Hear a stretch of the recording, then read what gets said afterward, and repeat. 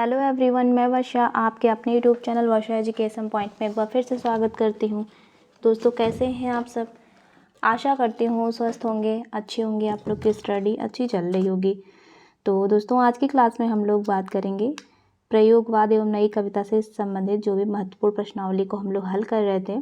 लगभग उसमें हम लोगों ने अपने 50+ प्रश्न को सॉल्व कर लिया हुआ है और उस प्रश्नों की श्रृंखला को आगे बढ़ाते हुए आज यह जो है 60वें नंबर पर हम लोग पहुँचे हैं। तो हम लोग अब अपने प्रश्न की तरफ चलते हैं। तो 60वां नंबर प्रश्न है कि कौन सा काव्य संग्रह अज्ञेय का नहीं है। ठीक है, पहला ऑप्शन है हरी घास पर क्षण भर, दूसरा है अरि ओ करुणामय प्रभा, तीसरा है सीढ़ियों पर धूप में और चौथा है आंगन के पार द्वार। तो इसका सही आंसर हो जाएगा दोस्तों सीढ़ियों पर धूप में। ठीक है, सीढ़ियों पर धूप में। तो ये जो है अज्ञेय जी का नहीं है। सीढ़ियों पर धूप में रघुवीर सहाय जी की ये रचना है। बाकी हरी घास पर क्षण भर, अरि ओ करुणा प्रभा में, आंगन के पार द्वार, ये अज्ञेय जी की रचना है। ठीक है, अब अगला है क्वेश्चन कि अज्ञेय की असाध्य वीणा किस प्रकार की काव्य कृति है। पहला ऑप्शन है खंड काव्य, दूसरा है प्रबंध काव्य, तीसरा है महाकाव्य, चौथा है प्रलंब या लंबी कविता। तो इसका सही आंसर हो जाएगा प्रलंब या लंबी कविता। ठीक है, बहुत ही इम्पोर्टेंट ये प्रश्न है। तो इस कविता में दोस्तों जो अज्ञेय थे वो अपने जापान प्रवास के दौरान जापानी साहित्यकार काकोजा अकोकुरा की रचनाओं से परिचित हुए थे और इसमें जो है इन्होंने मतलब लगभग 321 पंक्ति की लंबी कविता ये लिखी हुई है असाध्य वीणा, इसीलिए जो है इसको प्रलंब या लंबी कविता कहते हैं। ठीक है, तो जब मैं आप लोग को अच्छे से प्रयोगवाद को डिफाइन करूँगी तो उसमें एक एक करके अच्छे से बता दूंगी। ठीक है, तो अभी हम लोग प्रश्न सॉल्व करें तो इसमें लंबा डिटेल नहीं कर सकते। तो लेकिन जैसे कि अज्ञेय की जैसे कि बावरा अहेरी जो कविता है वह प्रतीकात्मक है, असाध्य वीणा लंबी कविता है। ठीक है, और मतलब काफ़ी इनके मतलब बहुत सारे हैं ऐसे, जैसे कि हाइकू कविता है वह भी जो है मूल रूप से जापानी कविता से प्रेरित है। तो ये सब जो है हमें डिटेल में पढ़ने होते हैं अज्ञेय जी की, और यहाँ से स्टैंडर्ड लेवल के जो है प्रश्न बनते हैं। ठीक है, तो असाध्य वीणा किस प्रकार की काव्य कृति है, तो यह प्रलंब या लंबी कविता है। ठीक, अगला प्रश्न है कि नदी के दीप कविता अज्ञेय के किस संकलन में है। पहली जो है ऑप्शन है हरी घास पर क्षण भर, दूसरा इंद्रधनुष रौदे हुए, तीसरा है सागर मुद्रा, चौथा है क्योंकि मैं उसे जानता हूँ। तो इसका सही आंसर हो जाएगा हरी घास पर क्षण भर, जो है नदी के दीप कविता अज्ञेय के हरी घास पर क्षण भर संकलन में है। ठीक है, ये आप लोग को याद रखना है।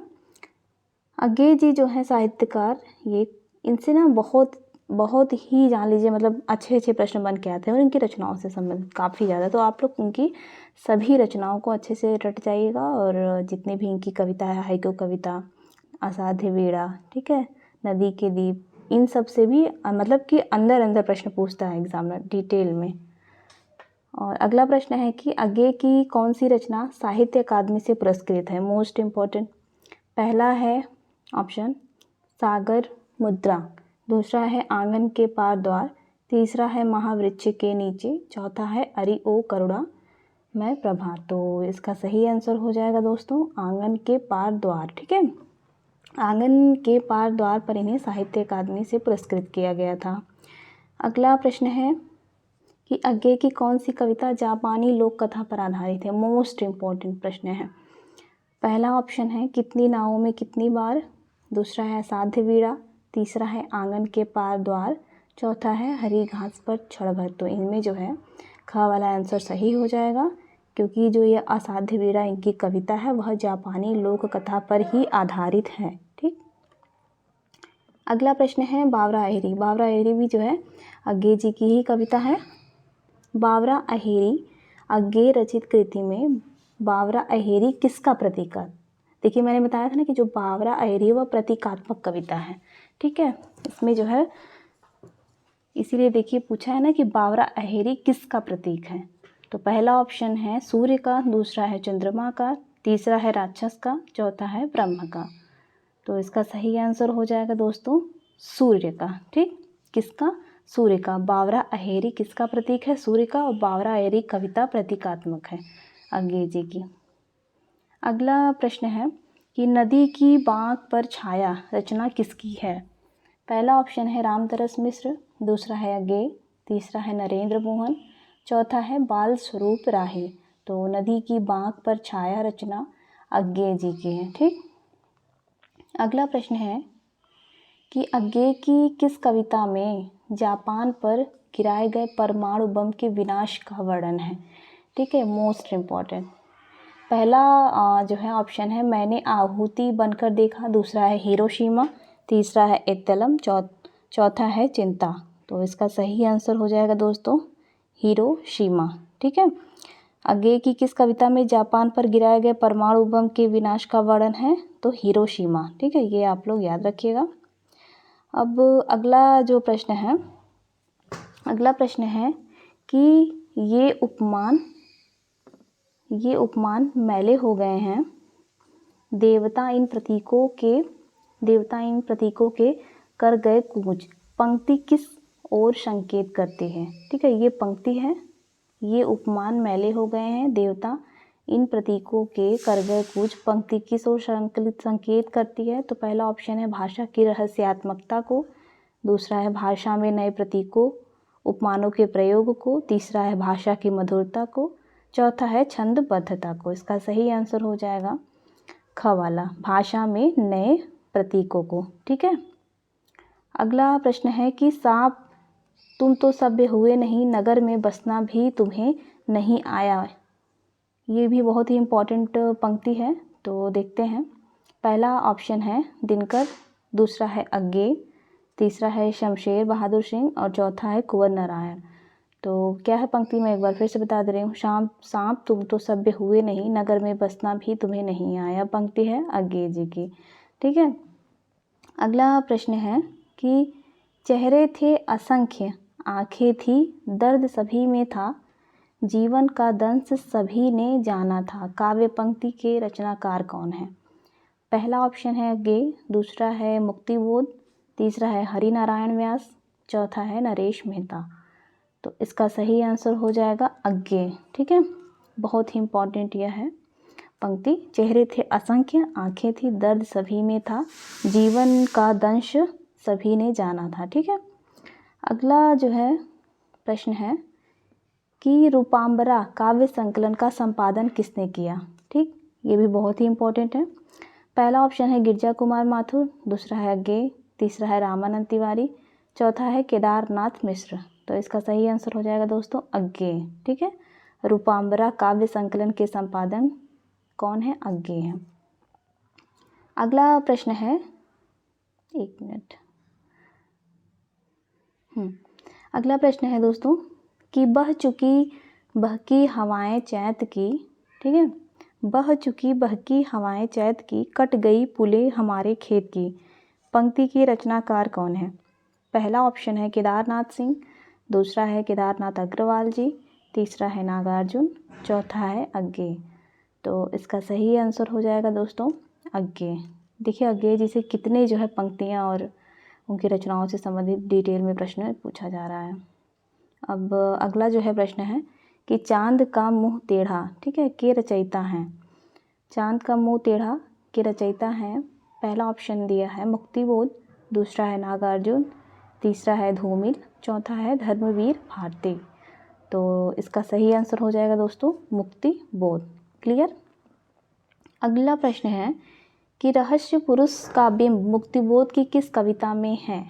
ठीक है, रहस्य पुरुष का बिंब मुक्तिबोध की किस कविता में है? तो पहला ऑप्शन है मेरे सहचर मित्र, दूसरा है अंधेरे में, तीसरा है इस चौड़े टीले पर, चौथा है इनमें से कोई नहीं। तो इसका सही आंसर हो जाएगा दोस्तों अंधेरे में। क्लियर। अगला प्रश्न है कि किसकी कविताएं स्वाधीन भारत का इस्पाती दस्तावेज हैं? ठीक है, ये भी आया हुआ प्रश्न है। पहला ऑप्शन है अज्ञेय, दूसरा है गिरजा कुमार माथुर, तीसरा है मुक्तिबोध, चौथा है दिनकर। तो किसकी कविताएं स्वाधीन भारत का इस्पाती दस्तावेज हैं? इसका सही आंसर हो जाएगा दोस्तों मुक्तिबोध। ठीक, गजानन माधव मुक्तिबोध।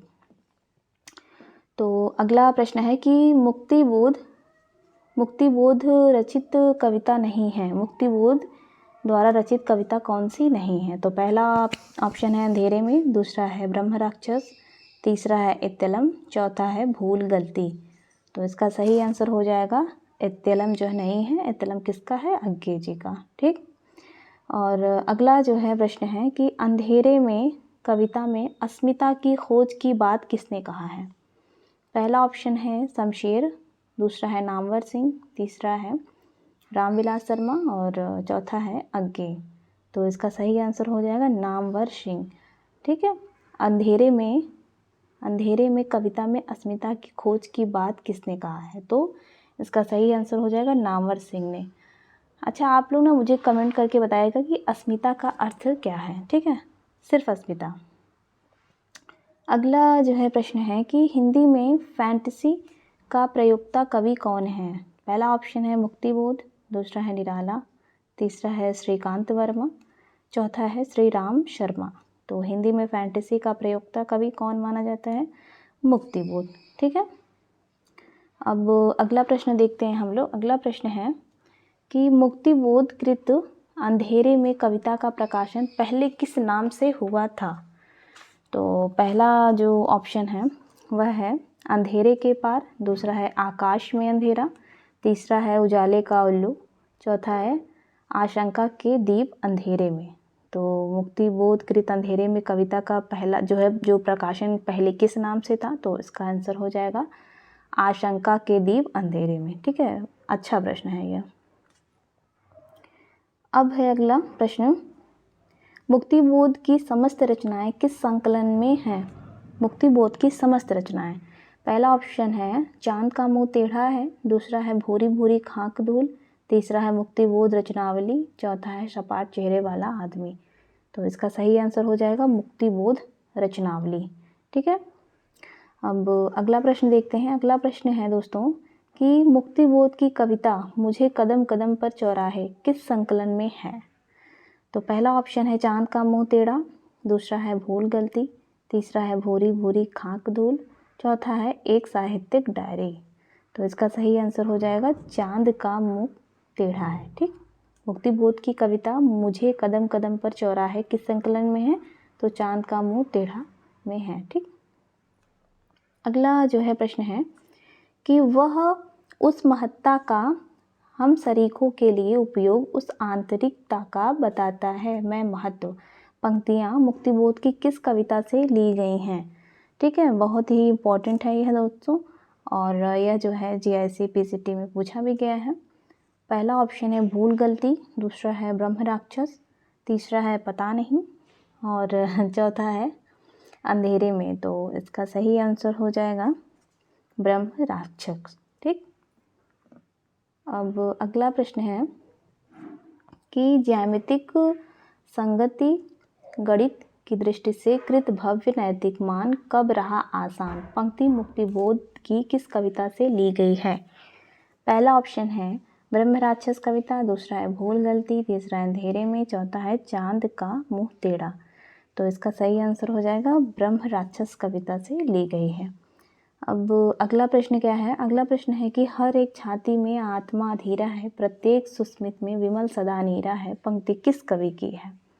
तो पहला ऑप्शन है रामविलास शर्मा, दूसरा है मुक्तिबोध, तीसरा है नागार्जुन, चौथा है रघुवीर सहाय। तो इसका सही आंसर हो जाएगा दोस्तों मुक्तिबोध की। ठीक है। अगला प्रश्न है कि भयंकर बात का कवि कौन है? ठीक है, भयंकर बात का कवि कौन है? तो पहला ऑप्शन है शमशेर, दूसरा है सर्वेश्वर, तीसरा है मुक्तिबोध, चौथा है अरुण कमल। तो इसका सही आंसर हो जाएगा मुक्तिबोध। ठीक है, इंपॉर्टेंट प्रश्न है। भयंकर बात का कवि मुक्तिबोध को माना जाता है। ठीक। और अगला जो है प्रश्न है इंद्रिय बोध का कवि कौन है? पहला ऑप्शन है शमशेर, दूसरा है प्रभाकर माचवे, तीसरा है गिरजा कुमार माथुर, चौथा ऑप्शन है अज्ञे। तो इंद्रिय बोध का कवि किसे माना जाता है? तो इसका सही आंसर हो जाएगा गिरजा कुमार माथुर को। ठीक है। अब अगला जो प्रश्न है और लास्ट प्रश्न है आज का कि गिरिजा कुमार माथुर का प्रथम काव्य संकलन है? पहला ऑप्शन है मंजीर, दूसरा है नाश और निर्माण, तीसरा है भीतरी नदी की यात्रा और चौथा है दोस्तों छाया मत छूना मन। ठीक है, तो इसका जो सही आंसर हो जाएगा वह हो जाएगा मंजीर। ठीक है, तो गिरिजा कुमार माथुर का प्रथम काव्य संकलन है मंजीर। तो ठीक है दोस्तों, और ये तो रही जो है प्रयोगवाद एवं नई कविता से महत्वपूर्ण प्रश्नोत्तरी जो हम लोग हल कर रहे हैं। तो प्रश्न कैसे लगे आप लोग को कमेंट में जो है ज़रूर बताइएगा दोस्तों। लाइक ज़रूर कर दीजिएगा और चैनल पे नए होंगे तो चैनल को सब्सक्राइब ज़रूर कीजिएगा। तो ठीक है दोस्तों, अच्छे से पढ़ाई करते रहिए। तब तक के लिए धन्यवाद। मिलते हैं हम लोग नेक्स्ट क्लास में।